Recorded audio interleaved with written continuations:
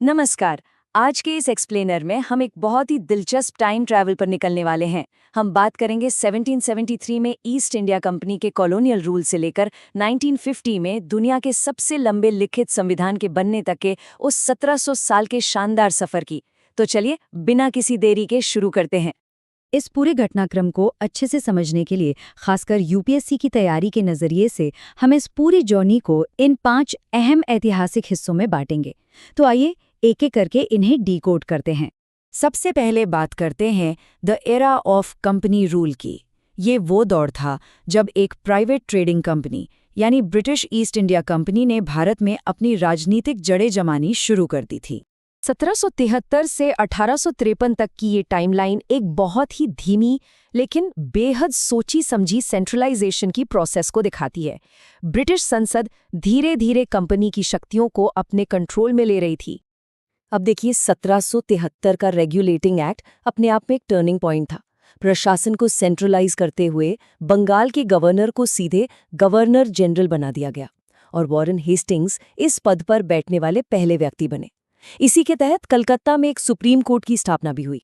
इसके बाद आता है 1784 का पिट्स इंडिया एक्ट, जिसने एक कमाल का ड्यूअल सिस्टम या दोहरी शासन प्रणाली पेश की। कंपनी के व्यापार को कोर्ट ऑफ डायरेक्टर्स के पास रखा गया, लेकिन पॉलिटिकल मामलों के लिए एक नया बोर्ड ऑफ कंट्रोल बना दिया गया। व्यापार और राजनीति दोनों को बिल्कुल अलग कर दिया गया। और फिर आगे चलकर 1833 के चार्टर एक्ट तक आते आते केंद्रीकरण यानी सेंट्रलाइजेशन एकदम पीक पर पहुंच गया।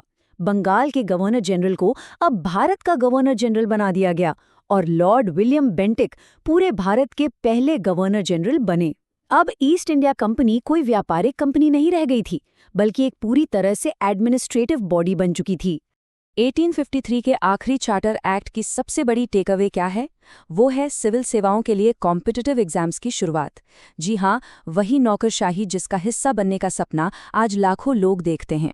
साथ ही इसने पहली बार एक मिनी संसद के रूप में एक केंद्रीय विधान परिषद का गठन भी किया।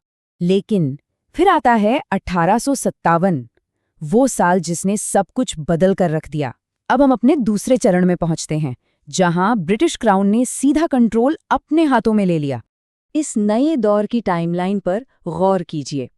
कंपनी का राज पूरी तरह से खत्म हो गया और बहुत ही सावधानी के साथ सिस्टम में भारतीयों के प्रतिनिधित्व की शुरुआत की गई। 1858 के एक्ट ने पूरे एडमिनिस्ट्रेटिव स्ट्रक्चर को ही पलट कर रख दिया। भारतीय प्रशासन अब सीधा एक secretary of state for India के हाथ में था और जो गवर्नर जनरल हुआ करते थे वो अब ब्रिटिश क्राउन के डायरेक्ट प्रतिनिधि यानी वाइसरॉय बन गए। लॉर्ड कैनिंग भारत के पहले वाइसरॉय बने। जैसे जैसे हम 20वीं सदी में कदम रखते हैं, भारत में स्वशासन यानी सेल्फ गवर्नेंस की मांगें तेज होने लगीं। अब हम तीसरे चरण में हैं, जहां अंग्रेजों को मजबूरन कुछ एडमिनिस्ट्रेटिव छूट देनी पड़ी। 1909 और 1919 के इन दो बड़े रिफॉर्म्स ने व्यवस्था को सिर्फ नाम मात्र की एडवाइजरी काउंसिल से हटाकर डायरेक्ट इलेक्शन और गहरे स्ट्रक्चरल बदलावों की तरफ धकेला। अब यहाँ सबसे अहम बात जो आपको नोट करनी है वो है कम्युनल रिप्रेजेंटेशन। 1909 के पार्लियामेंटो सुधारों ने सेपरेट इलेक्टोरेट की व्यवस्था की, जहां मुसलमानों के लिए सीटें विशेष रूप से आरक्षित कर दी गईं। इस एक कदम ने भारत के पूरे पॉलिटिकल परिदृश्य को हमेशा के लिए बांट दिया। इसके बाद आता है 1919 का मॉन्टेग्यू चेम्सफोर्ड सुधार। अगर आप एग्जाम की तैयारी कर रहे हैं तो द्वैध शासन या डायरकी के इस कॉन्सेप्ट को समझना आपके लिए बहुत ज़रूरी है। देखिए, ये द्वैध शासन काम कैसे करता था। प्रांतीय विषयों को ट्रांसफर्ड और रिजर्व्ड में बांट दिया गया। भारतीय मंत्रियों को स्वास्थ्य और शिक्षा जैसे ट्रांसफर्ड विषय दिए गए, जबकि रक्षा और विदेशी मामले जैसे असली ताकत वाले रिजर्व्ड विषय सीधे अंग्रेजों के पास ही रहे। और अब हम पहुंचते हैं अपने चौथे चरण में, द फाइनल कॉलोनियल एक्ट्स। दूसरा विश्व युद्ध चल रहा था और सत्ता के ट्रांसफर की प्रक्रिया शुरू हो चुकी थी। 1933 के एक्ट से लेकर 1947 के माउंटबेटन प्लान तक का ये घटनाक्रम इस बात का सबूत है कि कॉलोनियल अथॉरिटी कितनी तेजी से गिर रही थी और भारत के भविष्य के लिए कितनी गहन बातचीत चल रही थी।